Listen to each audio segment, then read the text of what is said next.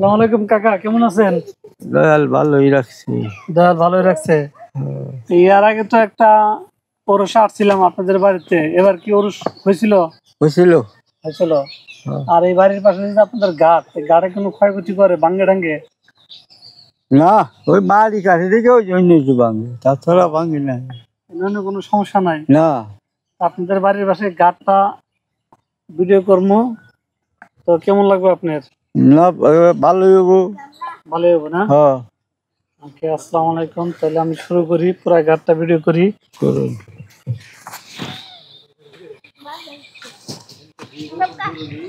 খুব সুন্দর পুরাতন একটা খাল, পানি পরিপূর্ণ হয় নাই, তবে আস্তে আস্তে হবে। কাকা, এই ব্রিজটা হয় না কতদিন যাবত, না হওয়ার কথাবার্তা চলতেছে কিনা? মাছের বইটা গেছে, ওই রাস্তা লাউরি না স্যাংশন করে থেকে গেছে।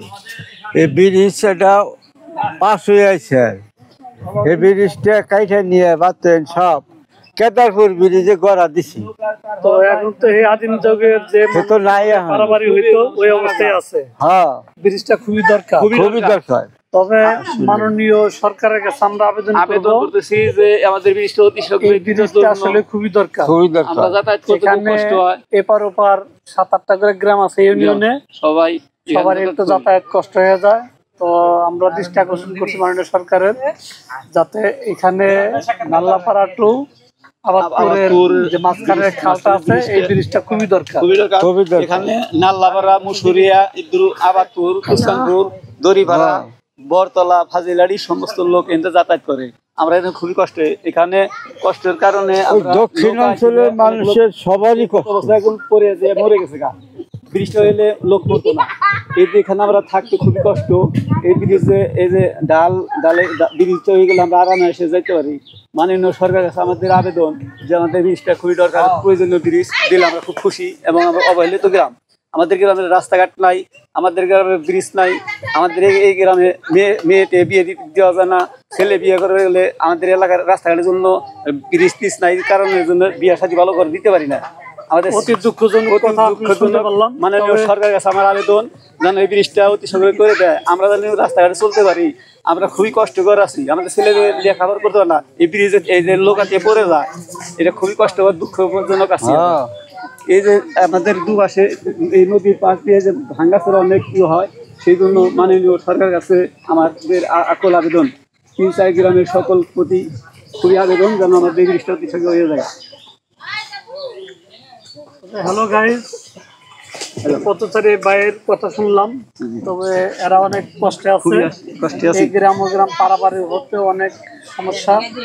তো আপনারা বেশি বেশি ভিডিওটা লাইক শেয়ার করবেন, যাতে এটা মাননীয় সরকারের কাছে পৌঁছায়, তারা যেন দৃষ্টি আকর্ষণ করে এবং এই ব্রিজের সুব্যবস্থা করে। আমাদের এই কষ্টটা দূর হয়, আর এই এলাকার কষ্টটা দূর হয়। কষ্টকর টাকা ব্রিজ সম্পর্কে কিছু বলেন আবার। এই ব্রিজের খুবই দরকার। ওই দক্ষিণাঞ্চলে এই যে হাজারের মানুষ লাভারির থেকে এই অঞ্চলের মানুষ খুব ব্যাপক আছে, মানে এফআরআই আগ্রহ বলে আহে হতাশাই করে এরা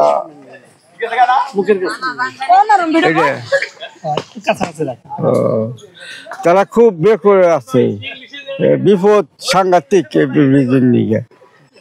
গেছে বার ওবো করে শুনলাম, তা আবার কি বাইক হয়ে গেল গা, তা মাছ মারলো না, তে এবার মনে কয় এবার আর থাকবো না, ওই যাবো।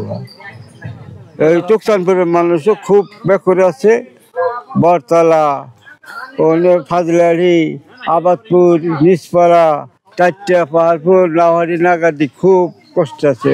এর মধ্যে রাস্তা নাই, এই রাস্তা ছাড়া। তো আপনাকে অনেক ধন্যবাদ এই কথাগুলো বলার জন্য, যাতে আপনি এই কথাগুলো যাতে সবার মাঝে শেয়ার কমেন্টের মাঝখানে সরকারের কাছে পৌঁছায়, এটা আমরা সরকারের কাছে আকুল আবেদন করি। এই ব্রিজটা জানি হয়ে যায়, ব্রিজটা জানি করে দেয়, এটা দৃষ্টি দেওয়ার জন্য সরকারের কাছে অনুরোধ করছি। আসসালামু আলাইকুম।